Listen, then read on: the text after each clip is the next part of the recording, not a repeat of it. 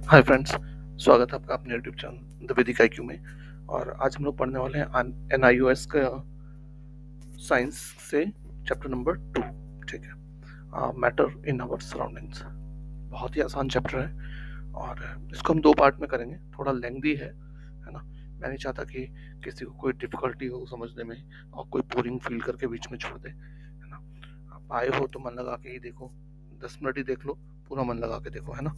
Bore होने की जरूरत नहीं है, जब मन आए तब देखो, है ना। यही तो मकसद है आपका ऑनलाइन पढ़ने का, कि हाँ भाई फ्रीडम हो बिल्कुल।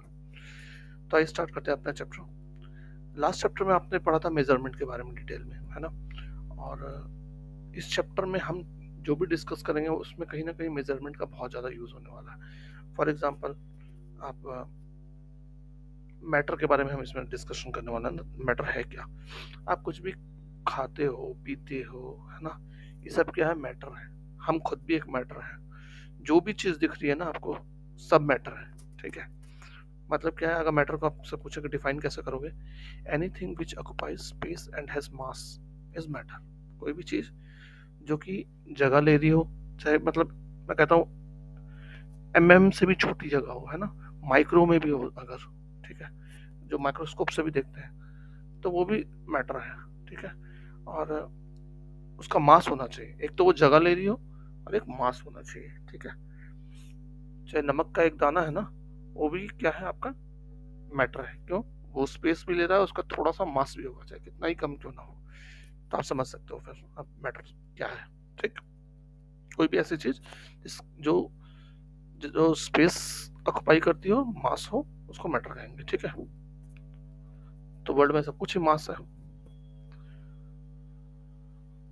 तो एग्जाम्पल क्या क्या क्या हो सकता है? आप अपने आसपास देखो, जो आप बुक पढ़ रहे हो वो भी मास है, उसमें भी मास है ना। अ, आपके आसपास में आपका कंप्यूटर है, आपका मोबाइल है, आपका बैग है, आप पानी की बोतल है, कुछ भी देख लो आप, लैपटॉप है, टीवी है, आपका हर चीज में मास है, ऑक्युपाई करता है स्पेस, है ना। ये सब क्या है? मैटर है। ठीक। मैटर क्या करता है? मास से हम क्या कहना चाहते हैं? मास का मतलब है कि वो वॉल्यूम ले रहा है ना, कुछ उसका वॉल्यूम होगा एक। ठीक है।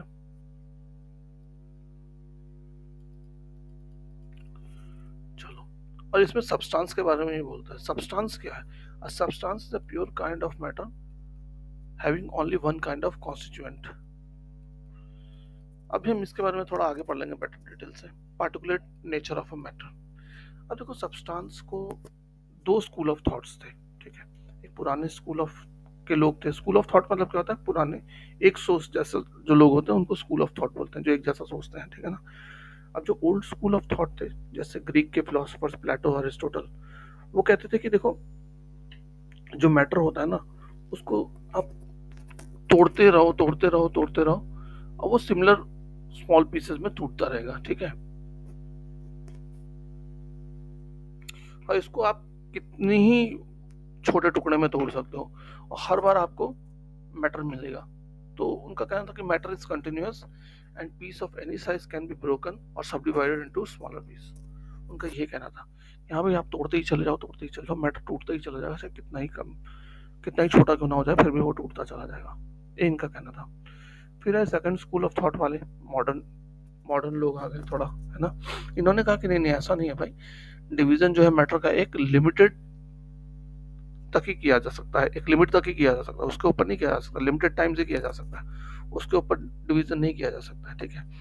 और ये लिमिट कहाँ तक होगी? उन्होंने, किसी ने पूछा होगा ना, भाई तुम कह रहे हो एक लिमिट है, तो कहाँ तक लिमिट है? तो वो लिमिट का नाम दिया गया एटम। एटम उनके हिसाब से लास्ट था जहां तक मैटर को तोड़ा जा सकता है। ठीक। और ये सेकंड स्कूल के कौन फिलोसोफर्स थे? इंडियन फिलोसोफर कनाडा और ग्रीक फिलोसोफर लेसिपस एंड डेमोक्रेटिस। ठीक है। एटम नाम किसने दिया था? डेमोक्रेटिस ने दिया था। अब हम जानते हैं कि एटम को भी तोड़ा जा सकता है। एटम के अंदर इलेक्ट्रॉन, प्रोटॉन, न्यूट्रॉन्स वगैरह होते हैं, ना, हम जानते हैं। तो मॉडर्न आइडिया एटम का किसने दिया? जॉन डेल्टन ने दिया 1803 में। और तो इस तरीके से पार्टिकल के कॉन्स्टिट्यूएंट कौन कौन से होते हैं? 2 टाइप के कॉन्स्टिट्यूएंट होते हैं पार्टिकल के। atom and molecules. Atoms is a basic unit of matter and all chemical properties of matter can be explained on its basis. जितनी भी केमिकल प्रॉपर्टीज है ना किसी भी मैटर की, वो एटम पे डिपेंडेंट होती है, और जितनी भी फिजिकल प्रॉपर्टीज होती है मैटर की, वो मॉलिक्यूल्स पर डिपेंड करती है। ठीक। अब एटम और मॉलिक्यूल्स के बारे में भी हम डिटेल में थोड़ी देर में आगे बढ़ेंगे। यहाँ सिर्फ आपको एक चीज याद रखनी है कि जितनी भी केमिकल प्रॉपर्टीज हैं वो एटम्स से डिफाइन होती हैं, और जितनी भी फिजिकल प्रॉपर्टीज हैं वो मॉलिक्यूल से डिफाइन होती है मैटर की। ठीक। चलो, स्टेट्स ऑफ मैटर। अब मैटर के कितने स्टेट्स होते हैं? फिजिकल स्टेट ऑफ मैटर अगर हम देखें on the basis of physical state तो 3 होते हैं, सॉलिड, लिक्विड, गैस। और कंपोजिशन, केमिकल कंपोजिशन में देखें तो एलिमेंट, कंपाउंड एंड मिक्सचर। ठीक। स्टेट ऑफ मैटर क्या पूछ लेगा अगर आपसे, स्टेट ऑफ मैटर कितने टाइप के होते हैं? तो 2 टाइप के हैं भाई, फिजिकल और chemical. Physical state of matter कौन कौन से हैं? Solid, liquid, gas. Chemical state of matter कौन कौन से हैं? एलिमेंट, कंपाउंड और मिक्सचर। ठीक। अब हम लोग एक एक करके देखते हैं क्या कि क्या है इनमें डिफरेंस।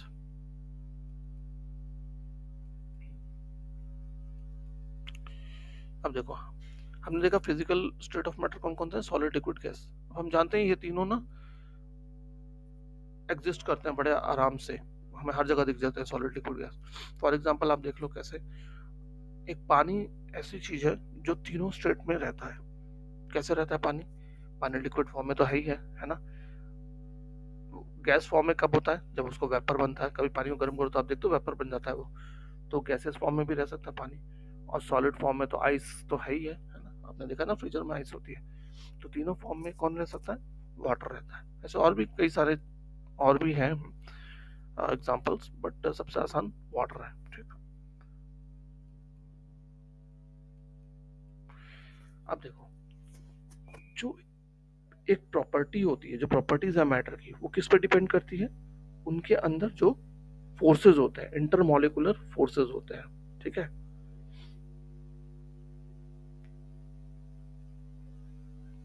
अब इनके बीच में क्या होगा? मॉलिक्यूल्स होते हैं।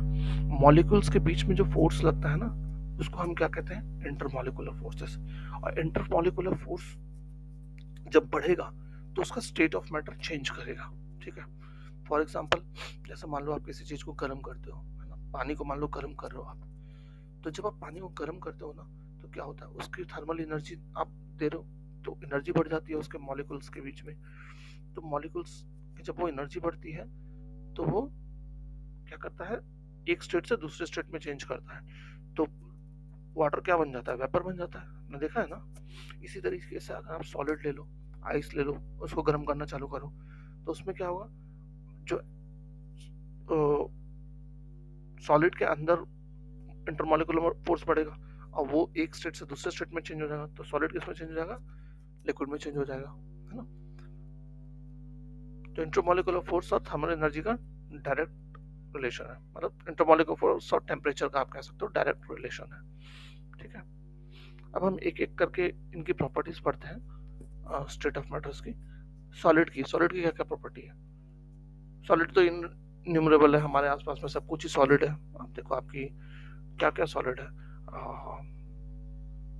आपका डोर सॉलिड है ना। आपकी कंप्यूटर की टेबल सॉलिड है, पेंसिल सॉलिड है, वुड सॉलिड है, पेड़ सॉलिड होता है ना। ये सभी सॉलिड है।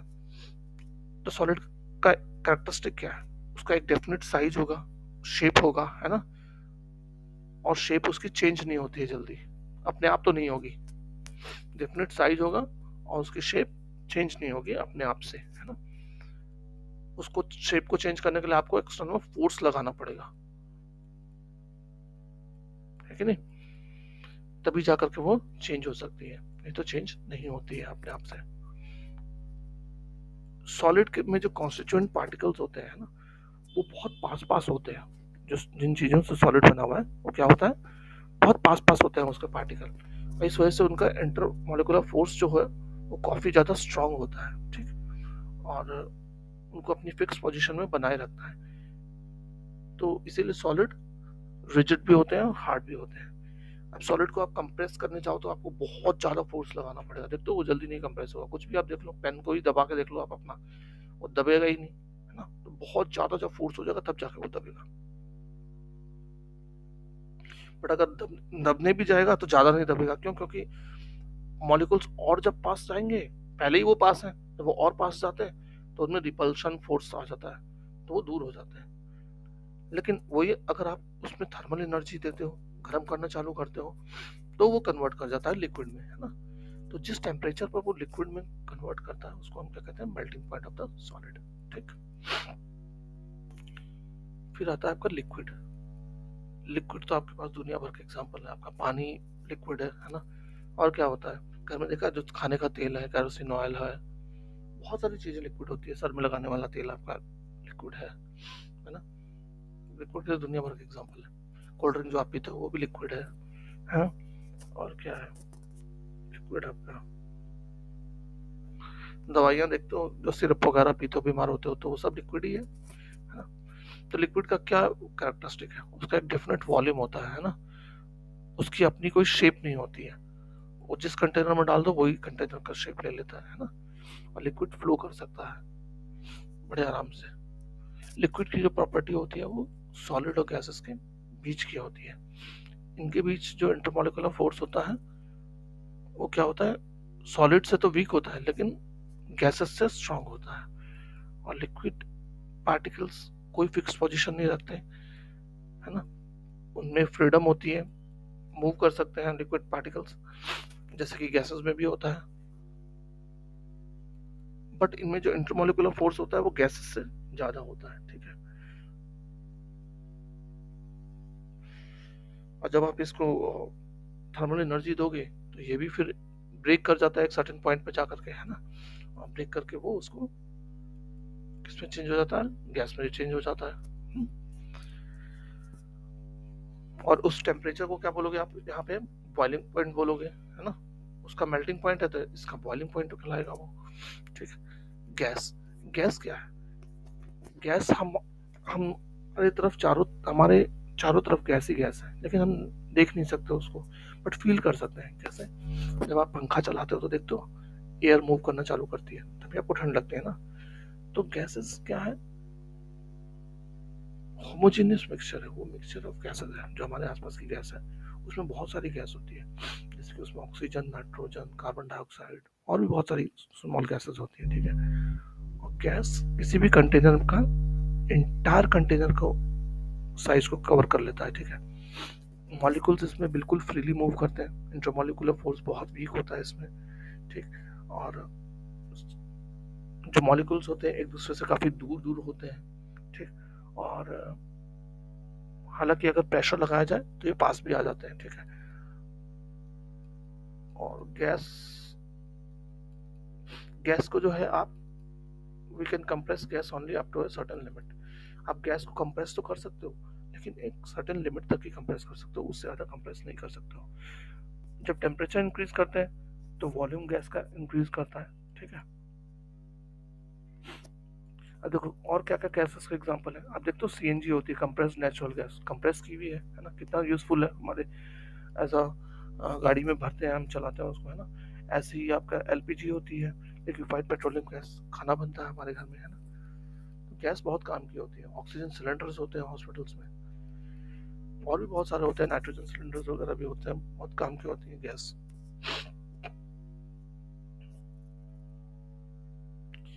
देखो डिफरेंट कैरेक्टरिस्टिक्स हम पढ़ लेते हैं यहाँ पे एक बार समरी में, जो अभी तक हमने पढ़ा था। सॉलिड का वॉल्यूम के बारे में क्या कहेंगे, फिक्स वॉल्यूम होता है, डेंसिटी हाई होती है, शेप डेफिनेट शेप होता है सॉलिड का, फ्लूइड फ्लो थोड़ी करता है फ्लूइड, कंप्रेस कंप्रेसिबिलिटी बहुत ही कम कंप्रेस होता है, लगभग ना के बराबर होता है। लिक्विड वॉल्यूम फिक्स होता है, डेंसिटी सॉलिड से कम होती है, शेप इसकी खुद की तो कोई शेप नहीं होती, लेकिन जिस कंटेनर में डाला जाए उसी की शेप ले लेता है ये लिक्विड, है ना। फ्लूइडिटी सबसे ज्यादा फ्लो करता है ना। और कंप्रेसिबिलिटी, लिक्विड भी बहुत कम कंप्रेस होता है। ठीक है। सॉलिड तो लगभग ना ही नहीं होता है, लेकिन लिक्विड थोड़ा सा ही कंप्रेस हो सकता है, ज्यादा नहीं कंप्रेस हो सकता। ठीक है। गैस के बारे में आप बोलो, वॉल्यूम कोई फिक्स्ड वॉल्यूम नहीं है, डेंसिटी बहुत लो होती है इसकी, शेप कोई डेफिनेट शेप नहीं है इसकी, फ्लो फ्लो खूब करता है ये, और कंप्रेसिबिलिटी हाईली कंप्रेसिबल है, गैस को आप सबसे ज्यादा कंप्रेस कर सकते हो। ठीक, तो ये इनकी प्रॉपर्टीज थी। Effect of temperature and pressure on states of matter, अभी हमने खूब डिटेल में पढ़ लिया, चलो थोड़ा सा और देख लेते हैं क्या है। सॉलिड लिक्विड गैस हम यहीं पे इसी डायग्राम से पढ़ लेते हैं, ठीक है ना। सॉलिड को अगर आप हीट करो, ठीक है, हीट करना चालू करो तो वो क्या करेगा, मेल्ट कर जाएगा, लिक्विड के फॉर्म में बन जाएगा, है ना। फिर लिक्विड को अगर आप हीट करो तो वेपराइज करके वो गैस बन जाता है ना। और गैस कहीं ना कहीं डिपोजिट होकर के फिर से सॉलिड बन जाती है, ठीक। और कई बार क्या होता है, सॉलिड से डायरेक्ट गैस भी बन सकती है। कपूर देखा आपने, कपूर को जलाते हैं हम, थोड़ी ना वो पहले मेल्ट करता है, डायरेक्ट गैस बन जाता है ना। इस प्रोसेस को आप क्या कहते हो, सब्लिमेशन कहते हो, ठीक। अब गैस से लिक्विड भी बन सकता है, कंडेंसेशन से, कैसे, बादल लिक्विड गैस के फॉर्म में होता है ना, फिर बारिश हो जाती है तो लिक्विड हो जाता है। और लिक्विड को अगर आप फ्रीज करो फ्रीजर में तो सॉलिड बन जाता है ना। तो ये क्या हो रहा है, इनकी जो इंटरनल एनर्जी है, जब आप टेम्परेचर का वेरिएशन कर रहे हो तो आप देख रहे हो किस तरीके से एकदम स्ट्रेट चेंज हो जाता है ना। सॉलिड को आपने हीट किया, लिक्विड बन गया, लिक्विड को हीट किया, गैस बन गया। अब इसको कूल करना चालू करो, है ना, गैस को कूल करो, सॉलिड बन जाएगा। गैस को कूल करोगे तो लिक्विड भी बन जाएगा, लिक्विड को कूल करोगे तो सॉलिड बन जाएगा, है ना। तो इंट्रामोलिकुलर फोर्सेस जो इनके अंदर है वो वेरी करना चालू करता है कब, जब आप इस पे टेम्परेचर लगाना शुरू करते हो। अब प्रेशर का भी असर होता है, प्रेशर भी अगर आप लगाओ तो ये उसी तरीके से बिहेव करता है, ठीक। गैस सबसे ज्यादा कंप्रेस हो सकती है ना, बाकी तो कंप्रेस होते नहीं होते ज्यादा। तो हाईली कंप्रेसिबल कौन है आपकी, प्रेशर किस पे सबसे ज्यादा लगेगा, आपका गैस पे ही लगेगा, ठीक है।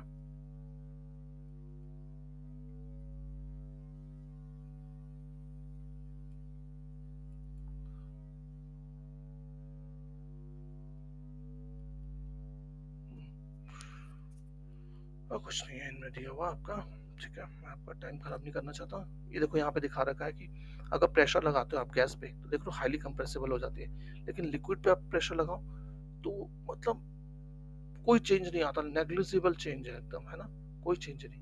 और सॉलिड पे तो कोई असर ही नहीं होता प्रेशर का, है ना, कंप्रेसिबल ही नहीं है।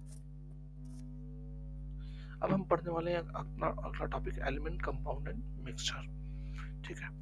ये बहुत ही इंपॉर्टेंट टॉपिक है। देखो दुनिया में जो भी चीजें है ना वो कहीं ना कहीं केमिकल सब्सटेंसेस से बनी हुई है, केमिकल एलिमेंट्स की बनी हुई है, सब्सटेंस नहीं, एलिमेंट की बनी हुई है। हर सब्सटेंस दुनिया का हर चीज एलिमेंट का बना हुआ है, जैसे कि, और एलिमेंट क्या होता है, प्योर सब्सटेंस है, और it consist of one type of atom distinguished by its atomic number. कोई आपसे पूछे एलिमेंट क्या है भाई, तो एलिमेंट प्योर सब्सटेंस है जिसमें एक ही टाइप के एटम्स होते हैं और उसका अपना एक एटॉमिक नंबर होता है। एग्जांपल कौन कौन से हैं, helium, carbon, iron, gold, copper, silver, aluminium, hydrogen, oxygen, nitrogen, ये सब के सब क्या है आपके एलिमेंट है, ठीक है। टोटल एलिमेंट कितने हैं अर्थ पे, 114 मिले हैं हमें, ठीक है। 114 में से 90 तो नेचुरली अकरिंग है और बाकी रिमेनिंग हमने सिंथेसाइज किया, कैसे, न्यूक्लियर रिएक्शन से। उसमें से भी आप देखो अगर तो 92% हाइड्रोजन और 7% हीलियम है। तो मतलब टोटल यूनिवर्स का ना 99% तो हाइड्रोजन और हीलियम ही है, ठीक है। बाकी मिलाकर के 1% से ही पूरा दुनिया यूनिवर्स बना हुआ है दुनिया, ठीक। और अर्थ के बारे में अगर हम बात करें तो 90 एलिमेंट्स पाए जाते हैं अर्थ में नेचुरली, है ना। उनमें से भी दो एलिमेंट मैक्सिमम अर्थ क्रस्ट बनाता है, 3/4 ऑफ द अर्थ क्रस्ट दो ही एलिमेंट बनाते हैं, सिलिकॉन और ऑक्सीजन, ठीक है। और हमारी बॉडी में भी बहुत सारे एलिमेंट होते हैं, लेकिन हमारे बॉडी का जो है बिल्कुल अलग कंपोजिशन होता है एज कम्पेयर टू अर्थ, ठीक। यहाँ देखो आप एलिमेंट्स और का कंपोजिशन अर्थ क्रस्ट और ह्यूमन बॉडी में, एल्युमिनियम कितना है अर्थ क्रस्ट में, 6.5, ह्यूमन बॉडी में वेरी लिटिल। कैल्शियम अर्थ में, अर्थ के क्रस्ट में 3.6%, ह्यूमन बॉडी में 1.5%। Carbon earth crust 0.003%, human body 18.5%। Hydrogen earth crust में 0.14। ये आपको याद नहीं करना, बस आपको एक तरीके से दिखाया जा रहा है कि देखो किस तरीके से ह्यूमन बॉडी और अर्थ क्रस्ट में भी सेम एलिमेंट्स मिलते हैं आपको, लगभग लगभग। अर्थ के क्रस्ट में बहुत ज्यादा होता है, परसेंटेज हो सकता है, लेकिन ह्यूमन बॉडी में भी थोड़ा मोड़ा रहता है सेम चीज। तो हम और अर्थ एक तरीके से एक जैसे ही हैं हम लोग, है ना। पर डिफरेंस क्या है कि यहाँ पे हम जो है थिंक कर सकते हैं, हम फील कर सकते हैं ना, हम ये अंतर है हमें और अर्थ में। वरना केमिकली कंपोजिशन में तो हम ऑलमोस्ट सेम ही है। क्यों? आपको याद नहीं करना, मैं एक बार फिर से बोल रहा हूँ, ये सब चीजें याद नहीं करनी है, सिर्फ आपको समझाने के लिए दी गई है यहाँ पे, ठीक है। कंपाउंड, अब कंपाउंड क्या होता है भाई? जब एक सब्सटेंस बनता है दो या दो से ज्यादा एलिमेंट्स को मिला करके, तो उसको कहते हैं हम कंपाउंड, ठीक है। Compound is defined as a pure substance made from 2 और more elements chemically combined together in a different proportion by mass, ठीक है। दो एलिमेंट्स को एक सर्टेन प्रोपोर्शन में मिलाया जाता है ना। फॉर एग्जांपल मान लो दो एलिमेंट लिया हमने हाइड्रोजन का और एक एलिमेंट लिया ऑक्सीजन का, दोनों को मिलाया तो भैया वाटर बन गया, है ना, सर्टेन प्रोपोर्शन में मिक्स करके केमिकली कंबाइन हो तो, ठीक है ना। ये कुछ एक एग्जांपल्स हैं कंपाउंड के, glucose, glycerol, calcium dioxide, carbon dioxide, acetic acid, carbon monoxide, methane. एक आधा दो चार एग्जांपल याद कर लेना, है ना, लिखने के लिए आपके एग्जाम में काम आ जाएगा। अब देखो यहाँ पे एक पिक्टोरियल दिया हुआ है, एलिमेंट फॉर्म में हाइड्रोजन ऐसा है ना, ऑक्सीजन भी अपना अलग है। अगर कंपाउंड फॉर्म में होगा तो क्या होंगे? केमिकली बाउंडेड होंगे। तो देख रहे हो H2O मॉलिक्यूल, हाइड्रोजन का नीला वाला एक, ऑक्सीजन का नीला वाला एक, हाइड्रोजन के दो, ठीक है।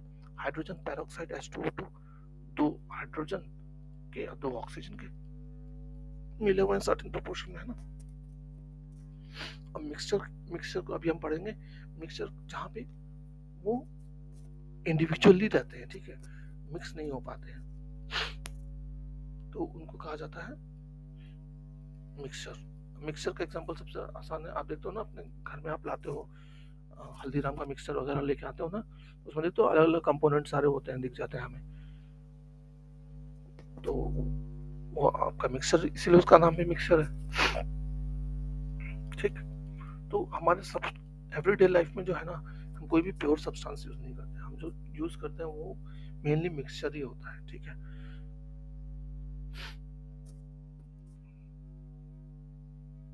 ठीक।